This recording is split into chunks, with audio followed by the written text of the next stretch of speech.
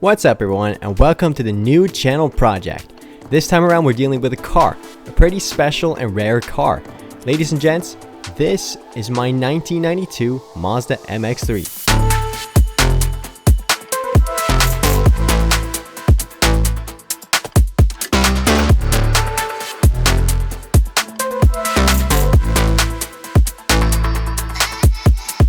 So I bought this car a little over a year ago after it had been sitting since 2018 when it failed an inspection and it never got repaired. That's 8 years of sitting, and I can't imagine this thing has gotten any better in that time. Additionally, if we open the service book, we can see that the timing belt is actually old enough to drive this car, which is insane. So let's bring in my diesel Volvo to get it out of there.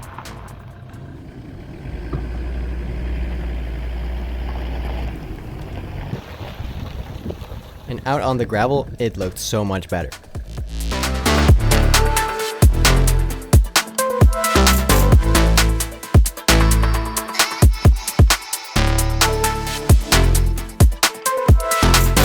So let's get it inside. Now the tires are all flat, so this thing's very hard to push, but with the help of a few buddies, we eventually got it inside.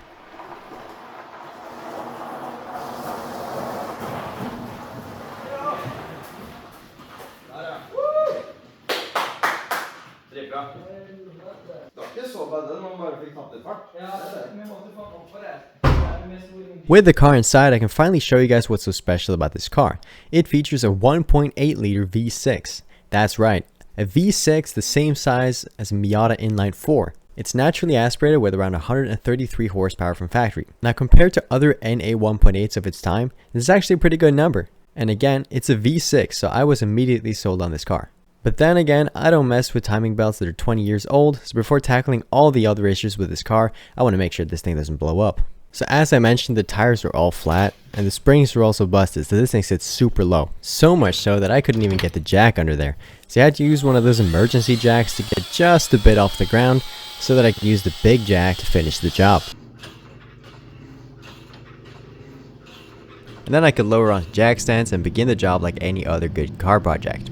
By draining the oil. Now we're just going to let this drip out a bit while I drain the coolant. Now this took so long, the car probably stood here with these two pans under it for a good 20 to 30 minutes straight. So while waiting, we can move on to the next task, which is to remove some power steering components. So remove this clip, and the hose comes right off. Then we can remove this line, so move this hose clip out of the way, pull off the hose, remove this nut and this bolt, and the line comes right out.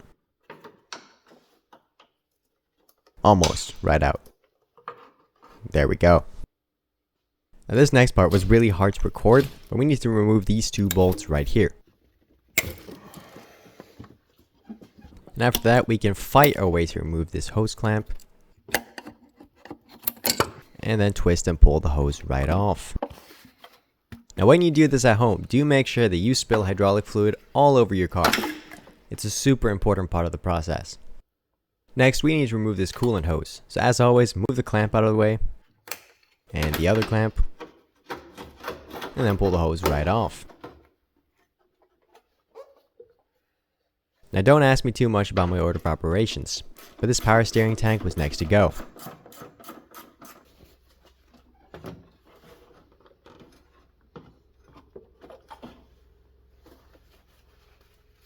Now on this car there are two serpentine belts and they're both manually adjusted, so just loosen it all the way up and slip the belt right off.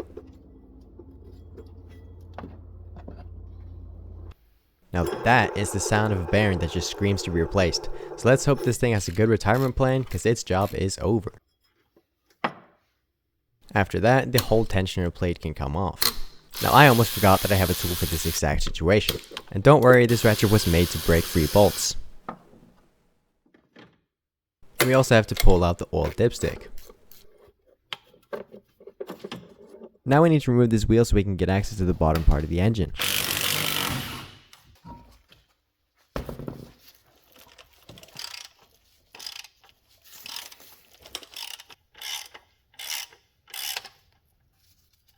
And after removing the other pulley, we can slip this belt off too. And then we can start removing the bracket here as well. Now this bracket actually includes the power steering pump, so we need to remove this pulley as well.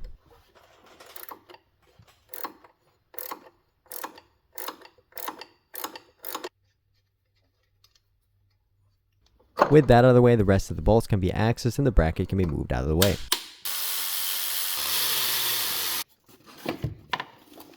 This next part is why you should never underestimate the M12 stubby. With the crank pulley off, we can finally see the timing belt of the engine for the first time. But to see any more of it, we need to remove the water pump pulley first.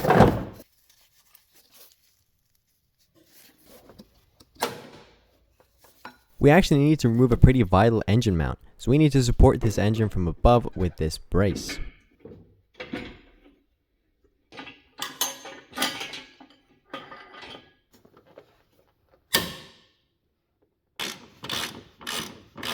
Now this guy back here was ridiculously tight.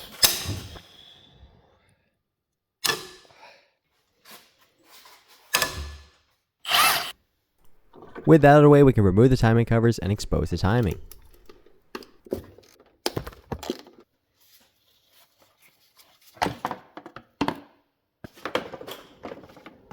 It doesn't look too bad for being in here for 20 years straight.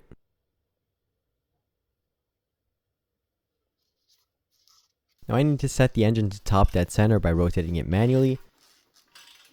And the sound you hear is actually the old belt creaking. And the manual actually just says to remove this lower bolt here and the tension will just release. So it did. And by removing the top pulley, the belt goes so loose that we can slip it off.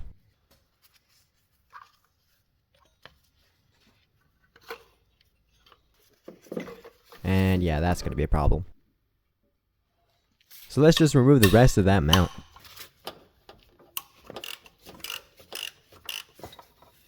There we go, and now the belt comes out all the way. Then the tensioner can be removed. The tensioner pulley.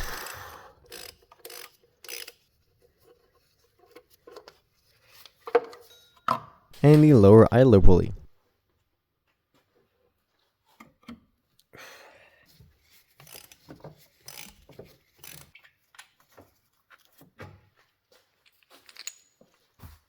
And then all the brand new guys can come in.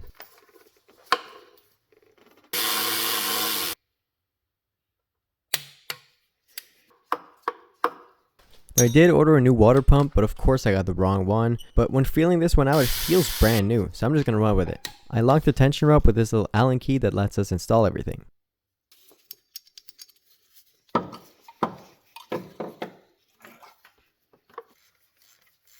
But it still needs to be pivoted off that top bolt. And finally, the brand new belt can come in.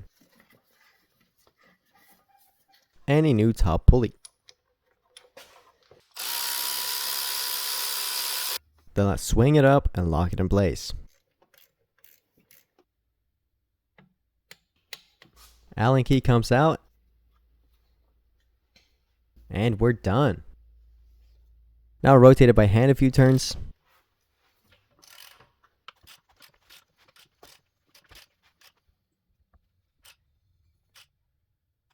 And let's check if it lines up. Beautiful. And beautiful. Nice. Now just to throw it all back together. Engine mount.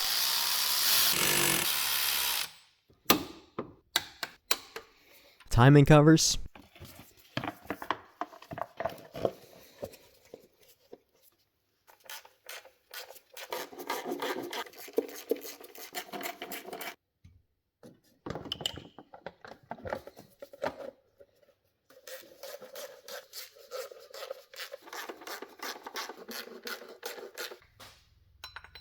Water pump pulley.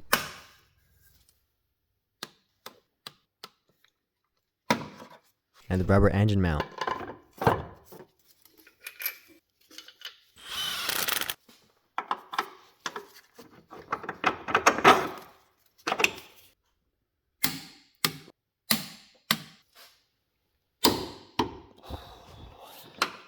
And that means we can remove this engine support brace.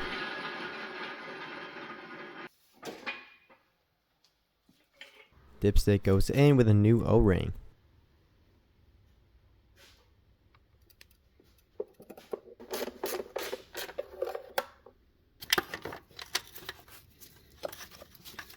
And here it gets interesting. When I was mounting up this power steering pump, everything went wrong. Not only did I strip out some threads in the block, Yeah, that's bad. this bolt got stretched and the other one snapped in half. Now I checked every website, I checked Marketplace, I checked everywhere. No one has these bolts. They're M10 by 125 and they're 55 mils long. This is impossible to get by. And I want it done now. I want this video to come out. But then I read a bit online. I thought M10 by 125 is just M10 with a fine pitch. However, this is actually the M10 standard that the Japanese use, which is lovely because this thing is Japanese and I have a ton of parts for Japanese motorcycles. So I thought with just a bit of luck, we could find a Japanese M10 bolt, which is 55 millimeters long. Look at this, guys. Huge news. I got this bolt out of one of the suspension links for a YZF 125 motorcycle. Please. And as it turns out, it was the exact same, and I found replacements for all 4 bolts. But remember those stripped threads in the block? The stripped part is only a few millimeters and actually looks to be about the same size as the locating part of the old bolts. So with just a bit of luck, this might work out nicely. Let's go! Seems like it did. So now let's attempt the rest of these bolts. Yes. Woo! Nice, crisis averted. So now this wheel can come back on. And torque to spec. And a brand new belt.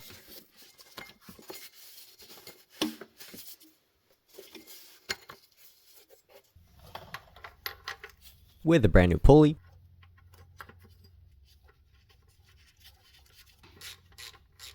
And we need to set down the tension manually.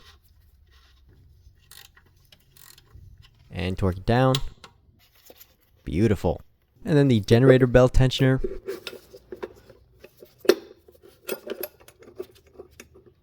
Torque it down. Put a brand new pulley here too. And a brand new belt.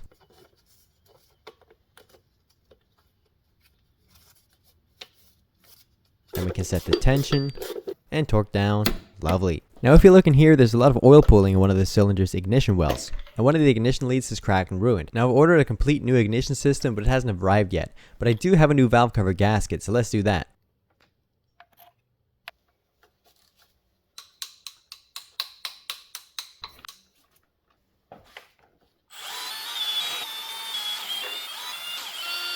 With all the bolts off, we can pull the whole cover off.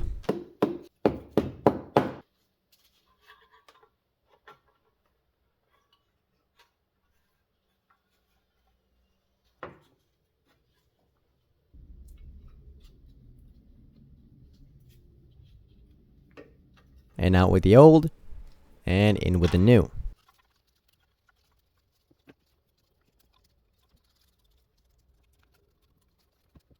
And then the valve cover can come back on.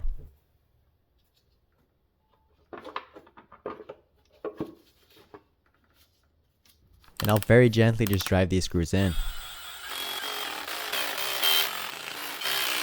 And torque to spec.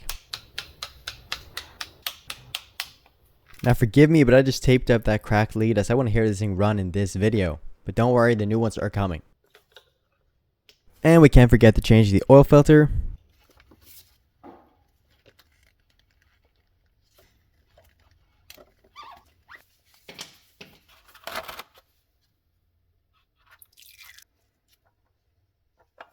To get the old one off and spin on a new one.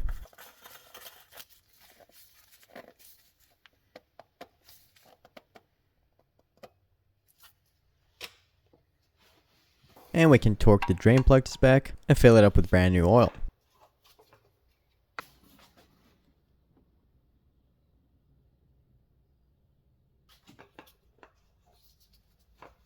Now the power steering system can get reinstalled, starting with this hose right here.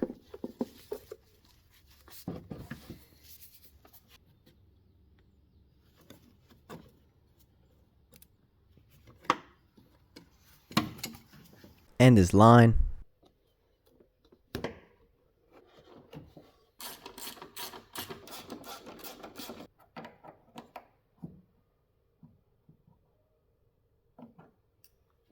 And then the reservoir.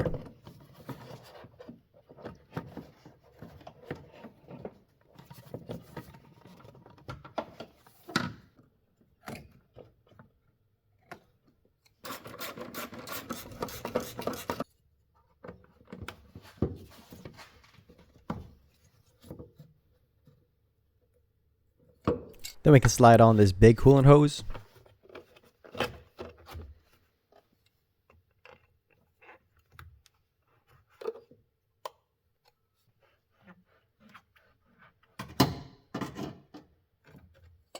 And fill the system up with coolant. And I'm going to bleed it by just squeezing all the hoses until it stops bubbling.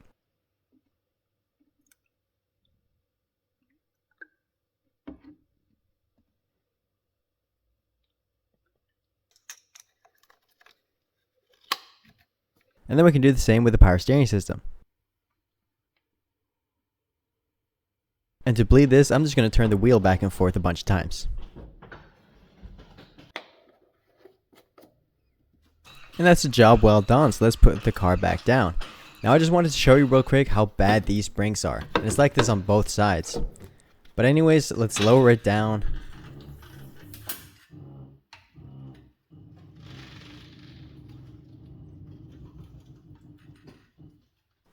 And there we go. And now for the moment of truth. Will this thing start?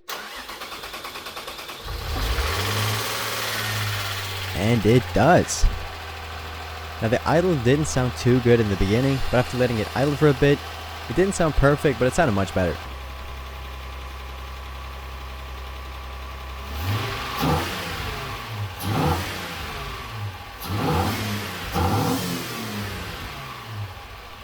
Now those little revs were so motivating to get this car back on the road. Now quick side note, the tires that came with this car were horrible. I think they were from 2003. They're full of cracks and none of them hold air. It's terrible. But check out this marketplace find. Honda fit rims wrapped in good quality tires with a ton of life left, and they look just great.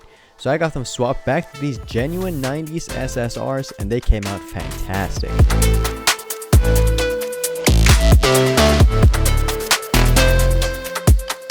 And this is how the car sits now. So let's take it outside to get a few good shots.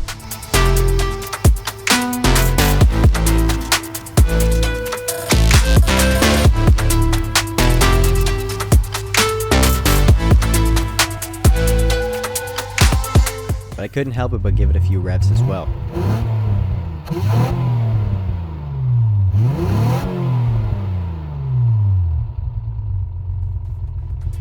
And that's it for this time. Thank you so much for watching, and I'll see you next time.